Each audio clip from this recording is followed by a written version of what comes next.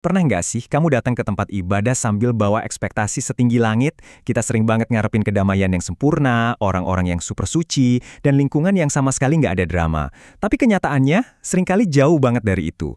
Nah, di sesi bedah materi kita kali ini, kita bakal merombak total cara pandang kita tentang komunitas spiritual, khususnya gereja. Kita akan membudahnya lewat lensa sumber-sumber kuno yang ternyata relevan banget sama apa yang kita rasain sekarang. Terus muncul deh pertanyaan ini, kenapa sih banyak banget orang yang, ya susah banget dihadapin di dalam gereja? Kalau gereja itu tempat kudus kok bisa-bisanya diisi sama kemunafikan, konflik, dan orang-orang yang penuh kekurangan.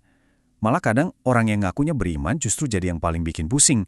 Apakah sistemnya yang salah? Atau jangan-jangan kita yang salah paham sama esensi dari tempat itu sendiri?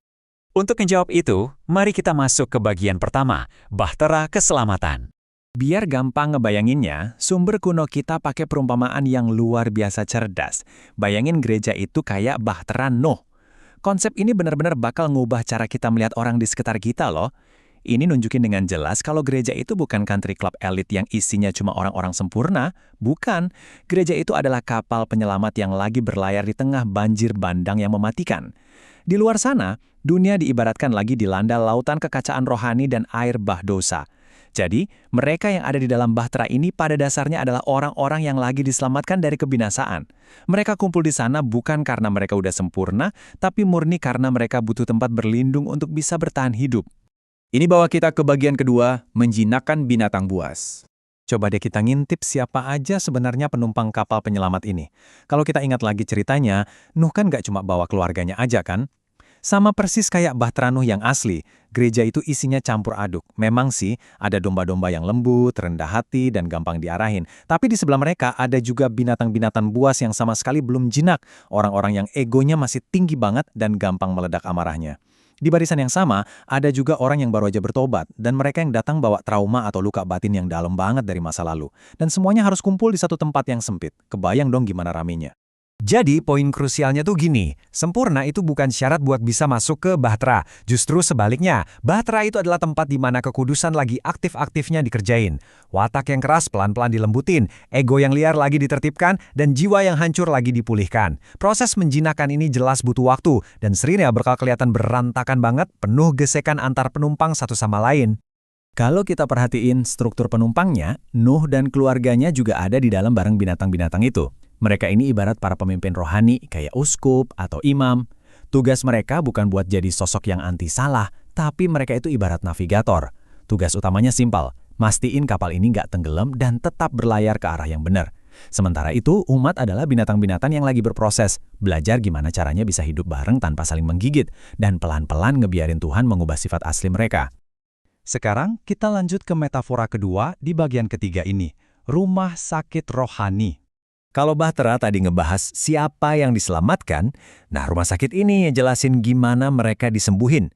Gereja itu sering banget disalahpahami sebagai semacam museum buat majang orang-orang suci. Padahal aslinya gereja itu adalah rumah sakit rohani yang super sibuk.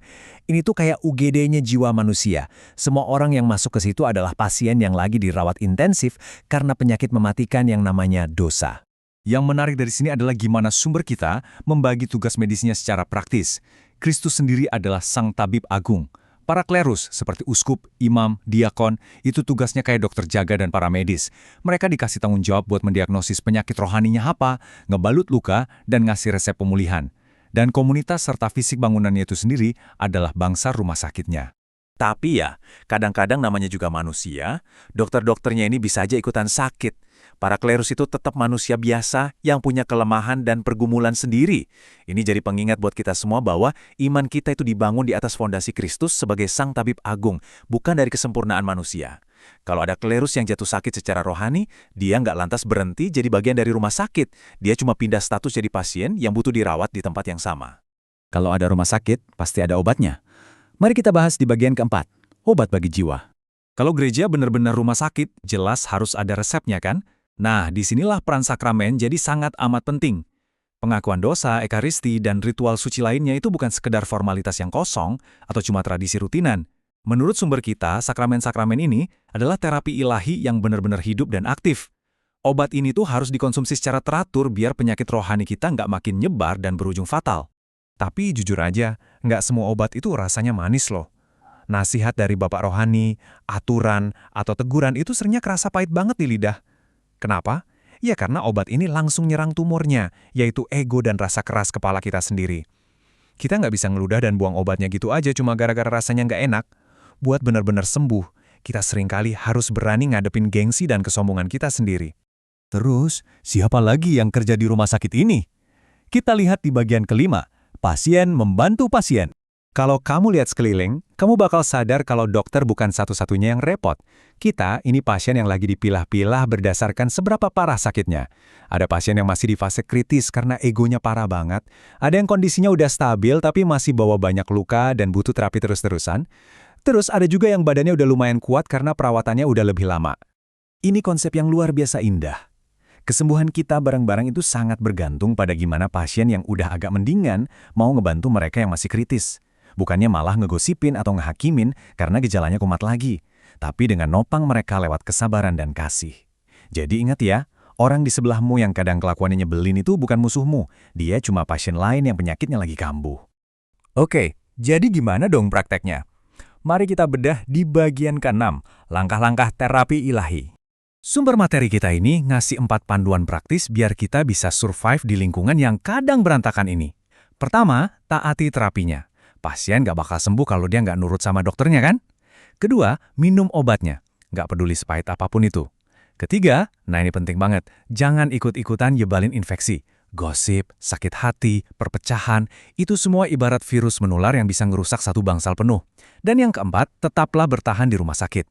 Nyambung ke poin terakhir tadi, kalau kita ngerasa capek banget sama pasien lain, terus milih buat check out dari rumah sakit padahal kita sendiri masih berdarah, itu sama sekali bukan tanda kalau kita sehat.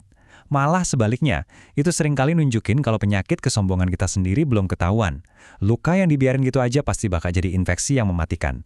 Lompat dari bahtera dan nyebur lagi ke banjir bandang luar sana nggak akan pernah menyelamatkan kamu. Tapi kalau kita milih buat tetap tinggal, sabar nelan obat yang pahit, dan tahan banting ngehadapin pasien di sebelah kita bakal nyampe di tujuan akhir yang luar biasa ini, diosis. Ini bukan cuma soal jadi orang yang lebih baik ya, tapi kita benar-benar disembuhin total, sampai karakter kita jadi serupa dengan Allah. Itulah inti dari semua proses terapi yang melelahkan ini. Sebagai penutup sesi bedah materi kita kali ini, saya mau ngajak kamu mikirin satu hal penting. Langkah pertama buat sembuh adalah berhenti sibuk ngintipin rekam medis pasien lain. Coba deh ngaca dan tanya ke dirimu sendiri. Sebenarnya, binatang kayak apa sih saya di dalam batra ini? Apa saya benar-benar udah ngebiarin Tuhan menjinakkan dan nyembuhin saya? Atau jangan-jangan saya sendirilah yang sekarang lagi asyik ngegigitin orang di sebelah saya? Tetap semangat di proses pemulihanmu dan sampai jumpa di pembahasan materi kita selanjutnya.